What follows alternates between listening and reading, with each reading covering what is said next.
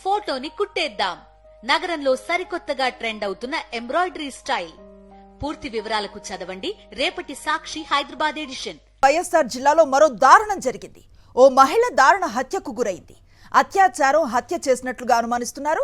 వివస్త్రను చేసి తలపై బండరాయితో మోది హత్య చేసినట్లుగా ఘటనా స్థలంలో ఆనవాళ్లను చూస్తే తెలుస్తోంది. కాశీనాయన మండలం కత్తెరగండ్లలో ఈ దారుణం జరిగింది. మృతురాలు చాపాడు మండలం ఖాదర్పల్లెకు చెందిన మహిళగా గుర్తించారు. ఈ ఘటనపై మరింత సమాచారాన్ని మా కరెస్పాండెంట్ శ్రీనివాస్ అందిస్తారు. శ్రీనివాస్, అసలు ఏం జరిగింది?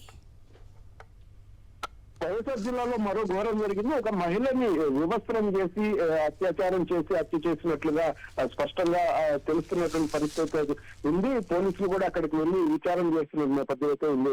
మొత్తం మీద అయితే కాశీనాయన మండలం చెన్నవరం అనేటువంటి ప్రాంతంలో, అటవీ ప్రాంతంలో ఈయన మృతదేహం లభ్యమైంది.